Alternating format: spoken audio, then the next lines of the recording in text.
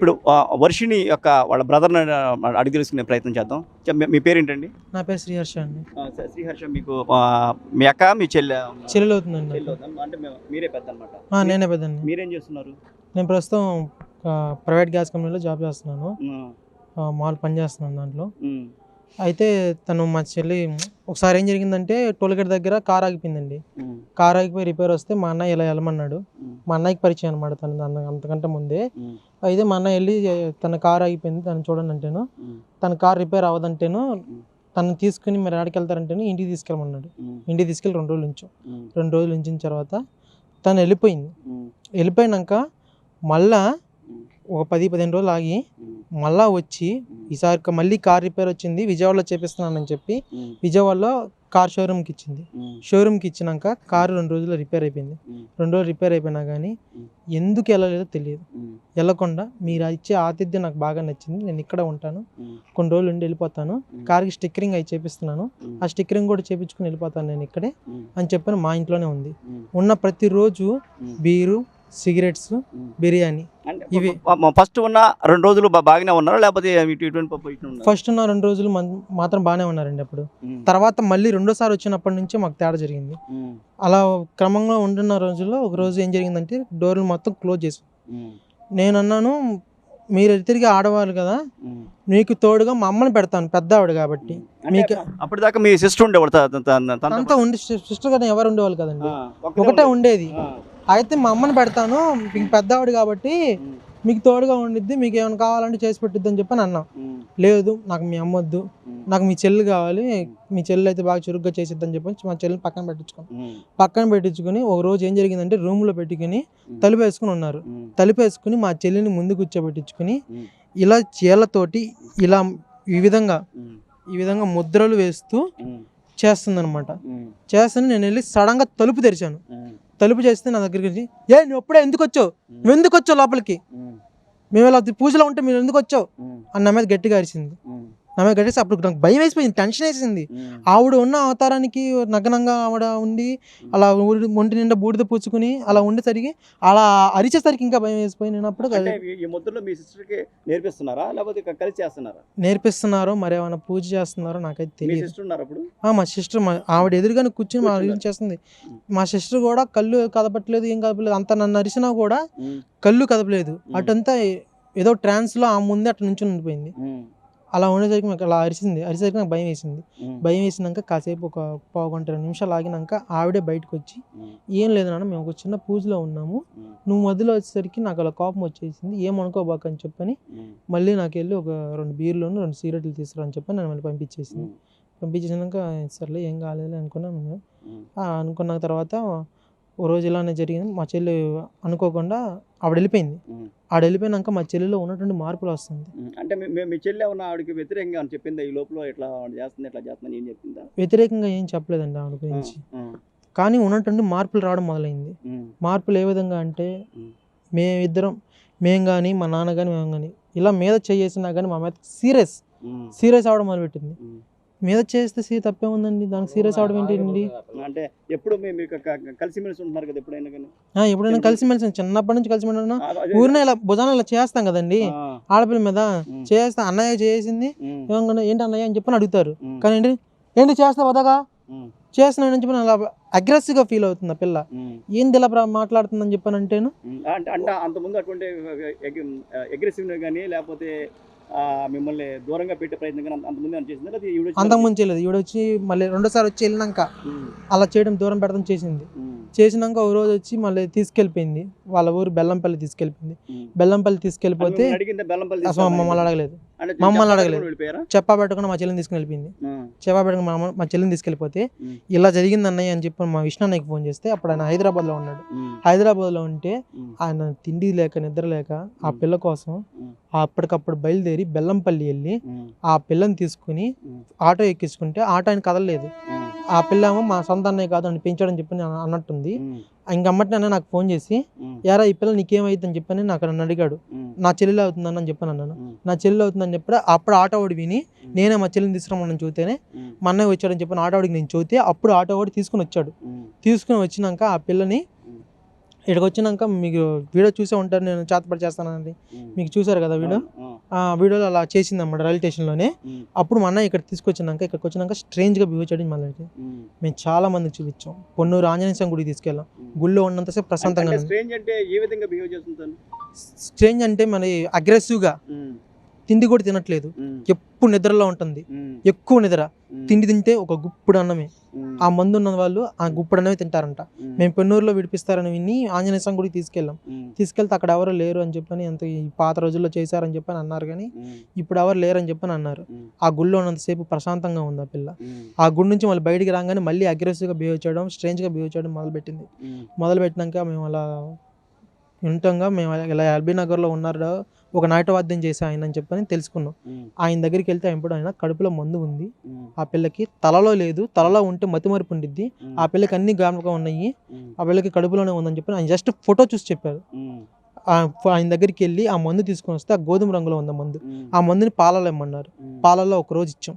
ఆ తర్వాత రెండోసారి ఇద్దాం అనుకున్న టైంలో ఆవిడ లేడీ గారి ఫోన్ చేసి చెప్పిందాము, ట్రీట్మెంట్ తీసుకోవద్దు, ఏం తీసుకోవద్దు, మీరు అక్కడికి ఏం చేసుకోవద్దు, ఆ మందు తీసుకోవద్దని. రెండో రోజు మజ్జిగలో ఇమ్మన్నారు. మజ్జిగలో ఇవ్వాలన్న టైంలో ఆ మందు తీస్తుంటే తీసుకోవాలా, ఆ మందు ఇస్తుంటే తీసుకోవాలి. అసలు ఆ మజ్జిగ కూడా ఇప్పటికి అలానే ఉంది ఇంట్లో. ఆ మజ్జిగ తీసుకోకపోయేసరికి ఇంకా ఆ పిల్లలనే ఉంది. ఉన్నట్టుండే రోజు మధ్యాహ్నం, అదే రోజు మధ్యాహ్నం 1:30 నిమిషాలకి వెళ్ళిపోయింది. ఎలా వెళ్ళిపోయింది తెలియదు. వెళ్ళిపోయినాక తన ఫ్రెండ్ విజయవాడ వెళ్ళి అక్కడ వాళ్ళ ఫ్రెండ్ చేత 700 రూపాయలు ఫోన్పే చేయించుకుని ఆమె దగ్గరికి వెళ్ళిపోయిందంటే. ఇప్పుడు ఆమె దగ్గర ఉంది పిల్ల, లేడీ గారి దగ్గర ఉంది పిల్ల.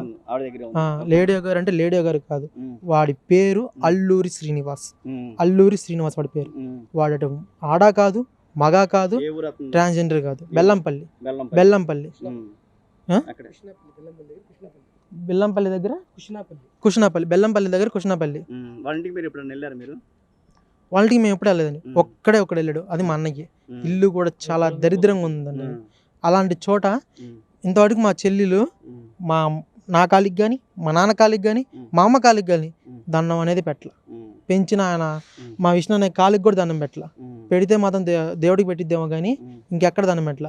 ఆ పిల్లని తీసుకొచ్చి రావడానికి వెళ్ళిన రోజున మా అన్నయ్య చూశాడంట, వాళ్ళ అల్లూరి శ్రీనివాస్ ఉన్నారు కదండి, వాళ్ళ అమ్మ నాన్నలకి దండం పెట్టుకుని వచ్చిందంట ఆ పిల్ల.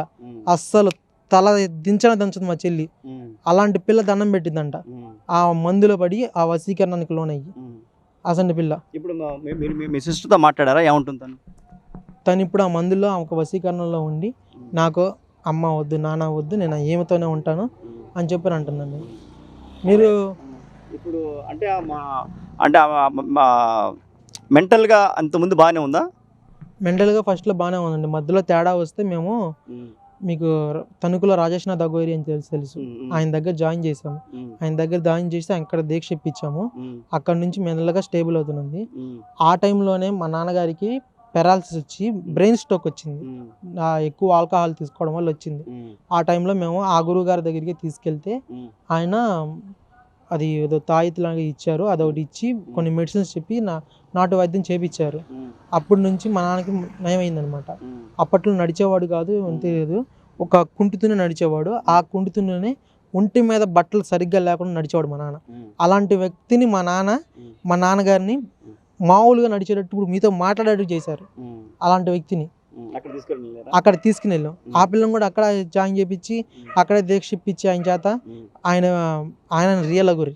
నిజం చెప్పాలంటే రియల్ అఘోరి ఆయన చేసిన ట్రీట్మెంట్ మూలానే ఆ పిల్ల నిదానంగా మా మనిషి అవుతున్న టైంలో ఆయన దగ్గరకు వచ్చింది లేడీ అఘోరి. వచ్చి అక్కడ నుండి పరిచయం అయింది మా అన్నయ్యకి. ఇలా కారు ఆగిపోతే ఇలా పరిచయమైన వ్యక్తే కదని చెప్పి మా అన్నయ్య వెళ్ళమన్నాడు. అది అంటే మీరు అక్కడికి వెళ్ళిన తర్వాత అక్కడ నుంచి మీ అన్నయ్య గారు కానీ మీ సిస్టర్ కానీ పరిచయం అనమాట అఘోరి, ఆ విధంగా అనమాట. అంటే ఇక్కడికి వచ్చినప్పుడు తను మీ గురించి వచ్చిందా లేకపోతే ఇంకా వేరే రాలేదండి? ఇక్కడ గుంటూరు అలచలు చేస్తుంది వచ్చింది. ఒకసారి పోలీసులను కొట్టబోతుంటేనే మా అన్నయ్య కాపాడారండి. మా అన్నయ్య మీకు తెలిసే ఉంటుంది, విష్ణు అన్నయ్య, మీరు వీడియోలు చూసే ఉంటారు. ఒకసారి మా ఇంట్లోనే సెక్సువల్గా హెరాస్మెంట్ చేస్తూ మా అన్నయ్య మీద పడింది. ఇప్పుడు మిమ్మల్ని కూడా అఘోరి మిమ్మల్ని ఏమన్నా సెక్సువల్గా ఏమన్నా చేశారు?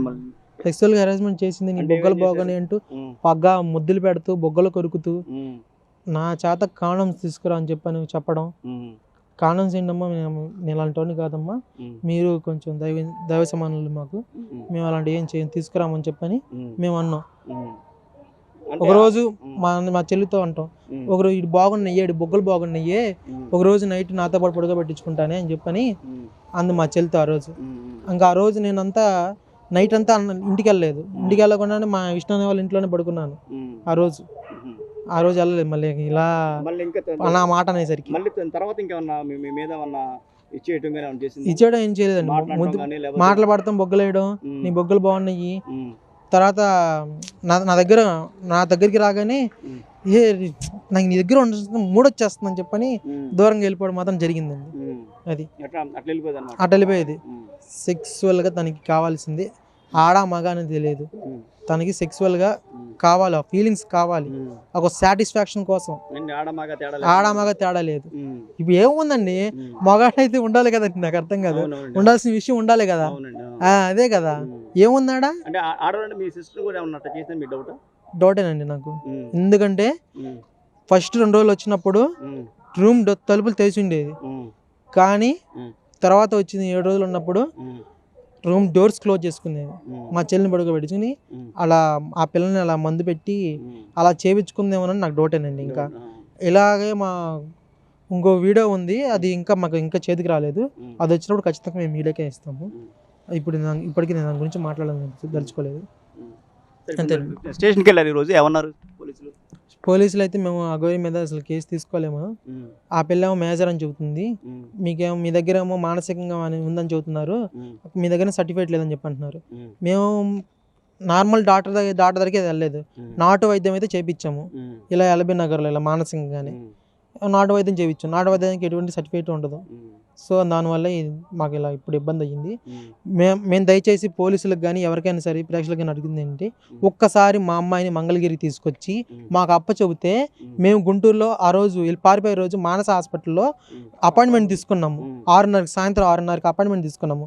మళ్ళీ ఇంకోసారి మా అమ్మాయిని తీసుకెళ్తాము. అప్పుడు డాక్టర్ గారు ఏమైనా ప్రాబ్లం ఉందా లేదా ఆయనే చెబుతారు కదా, దాన్ని బట్టి ఇంకా ప్రాబ్లం లేదనుకుంటా ఇంకా ఆ పిల్ల ఇష్టప్రకారం వెళ్తుందని చెప్పని మేము వదిలేసుకుంటాం. అంతేనండి.